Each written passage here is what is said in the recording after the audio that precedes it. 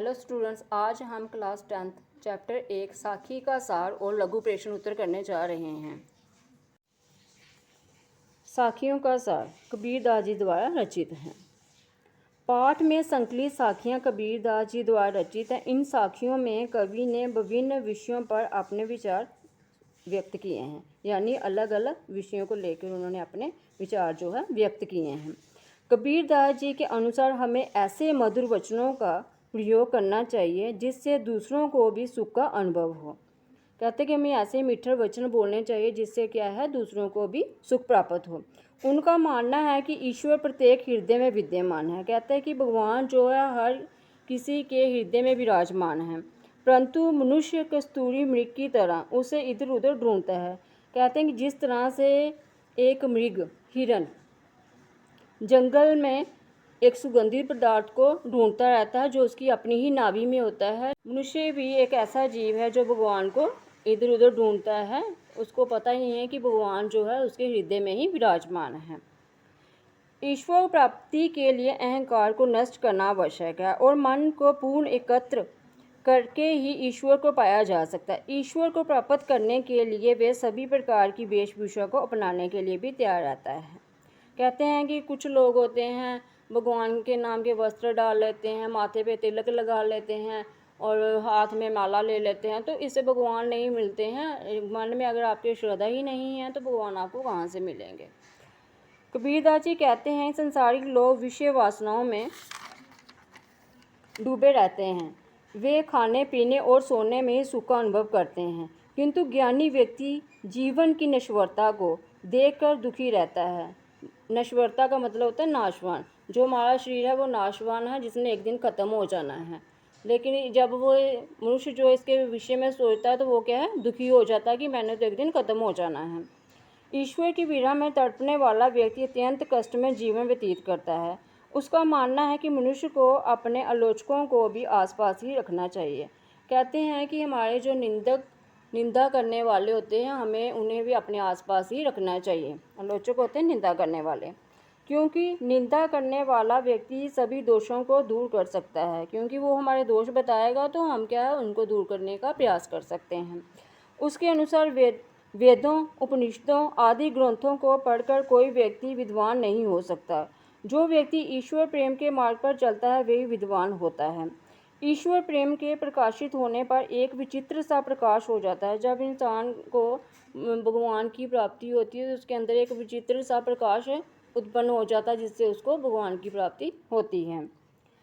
उसके बाद तो मनुष्य की वाणी से भी सुगंध आने लगती है। अंत में कबीरदास जी कहते हैं कि ईश्वर प्रेम के मार्ग पर चलना सरल नहीं है। इस मार्ग में चलने के लिए तो अपना सर्वस्व न्यौछावर करना पड़ता है, कि हमें सब कुछ त्यागना पड़ता है।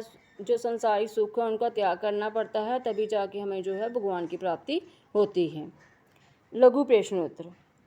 पहला, संत कबीरदास जी का जन्म कब हुआ? उत्तर 1398 ईस्वी में। दूसरा, संत कबीरदास जी का जन्म कहाँ हुआ? उत्तर काशी में।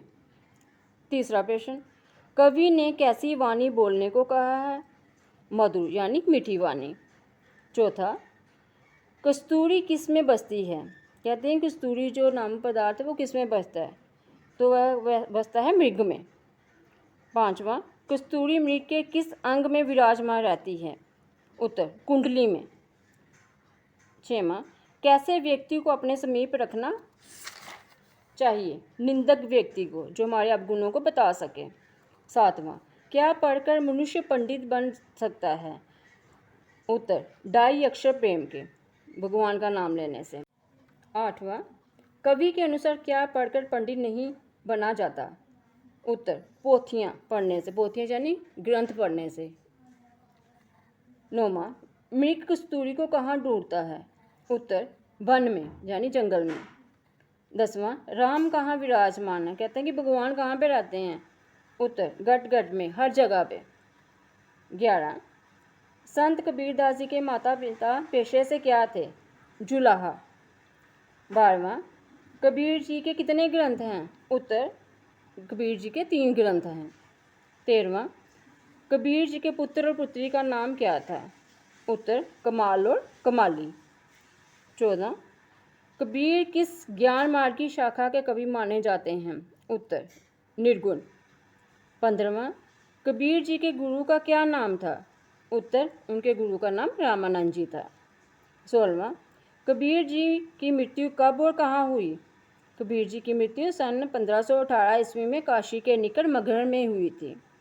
17वां साखी किस कवि की रचना है? उत्तर कबीरदास जी की। 18वां मन का आपा क्या होता है? मन का आपा होता है अहंकार। 19वां तन शीतल करे का तात्पर्य क्या है? उत्तर सुख अनुभव करना। 20वां कवि के अनुसार ईश्वर प्राप्ति में बाधक क्या है? उत्तर अहंकार यानी घमंड। 21वां यहाँ दीपक किसका प्रतीक है? उत्तर ज्ञान का।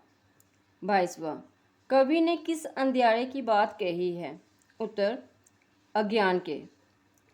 23वां कवि के मन का अंधकार कैसे दूर हुआ? उत्तर ज्ञान रूपी दीप के प्रकाश से।